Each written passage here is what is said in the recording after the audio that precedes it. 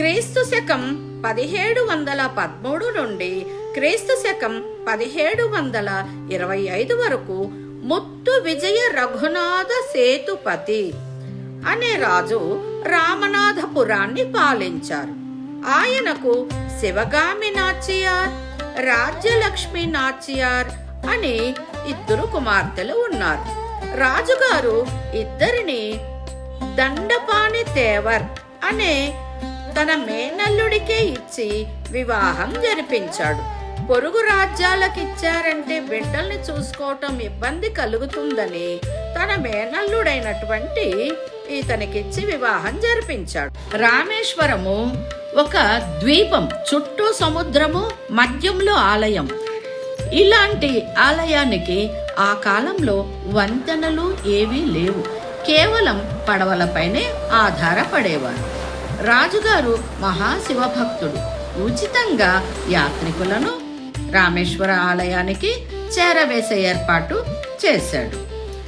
ఇలా ఉండగా భక్తులు పడవ దిగాక 3 మైళ్ళు ఇసుకలో కాళ్ళు కాలుతుండగా నడిచి వెళ్ళటం గమనించిన అల్లుడు భక్తులకు ఆలయంలో అన్నదానం చేయడానికి, మజ్జిగ మంచినీళ్లు పంపిణీ చేయడానికి, ఇసుకలో నడవటానికి ఇబ్బందిగా ఉన్న యాత్రికులను చూసి సున్నముతో ఒక చిన్న బాటను ఏర్పాటు చేయాలని సదుద్దేశంతో ఒక మనిషి దగ్గర 4 అణాలు వసూలు చేయడం మొదలుపెట్టాడు.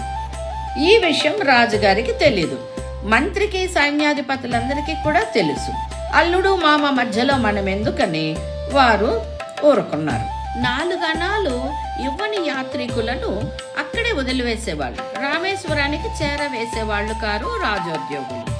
ఒకరోజు ఒక భైరవ ఉపాసకుడు కాశీ నుండి రామేశ్వరం రామనాథ స్వామిని దర్శించటానికి వచ్చాడు.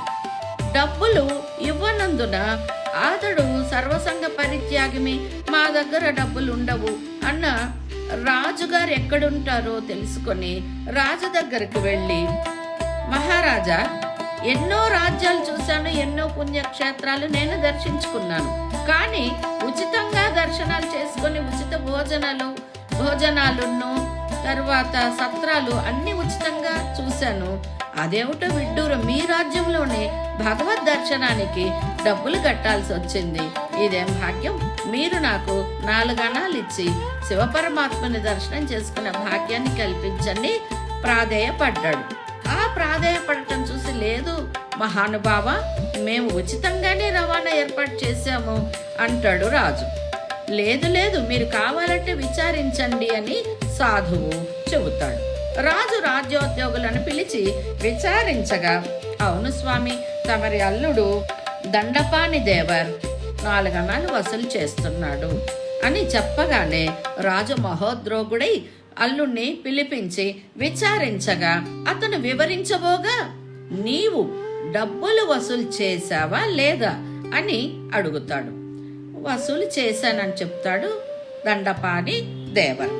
అప్పుడు వెంటనే ఆ భైరవ ఉపాసకుడి పాదాల మీద పడి, క్షమించండి మహానుభావ, మీరు చక్కగా దర్శనం చేసుకోండి దర్శనానికి ఏర్పాట్లు చేసి, అప్పుడు అల్లుడిని, నీవు రాజద్రోహం, దేశద్రోహం చేసినా కూడా క్షమించేవాణ్ణి, నీవు చేసింది మహాపరాధం, శివ మహాపరాధం, దీనికి మన్నింపే లేదు, దీనికి శిక్ష ఏమిటో తెలుసా?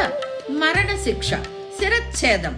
ఈ వార్త విన్నంగానే 2 కుమార్తెలు తమ భర్త కోసం సతీ సహగమనం మంటల్లో దూకి ప్రాణత్యాగం చేసి ప్రాణాలు విడిచారు. అక్క అయిన శివగామి నాచియార్ చనిపోయిన ప్రదేశంలో శివకుమార ముత్తు విజయ రఘునాథ తేవర్ ఒక మఠాన్ని నిర్మించాడు. అందువల్ల ఆ ప్రాంతానికి అక్కాల్ మండపం అని పేరు వచ్చింది. చెల్లెలు అయిన రాజ్యలక్ష్మి నాచియార్ చనిపోయిన ప్రదేశంలో కట్టయ్య తేవర్ ఒక మఠాన్ని నిర్మించాడు. కాబట్టి ఆ ప్రాంతానికి తంగచ్చి మండపం అని పేరు పెట్టారు. మేము చాలా వెతికాము తంగచ్చి మండపం కోసం. 6 మందిని విచారించగా 7వ కొబ్బరికాయలు అమ్మే అతను చెప్పాడు వివరం. ఈ మట్టిలో ఎంతటి త్యాగం, భక్తి ఉందో ఆలయపు తంగచ్చి మండప ఆలయపు అర్చక స్వామి వివరిస్తుంటే కళ్ళల్లో నీళ్లు తిరిగాయి. ఈ స్థల పురాణం తెలుసుకుని వెళ్ళిన రామేశ్వర దర్శనం అద్భుతంగా అనిపించింది. ఇలాంటి అతిశయం గల ఆలయం ఇంకొక ఆలయముతో మా SJG తెలుగు టీవీలో మళ్ళీ కలుద్దాం.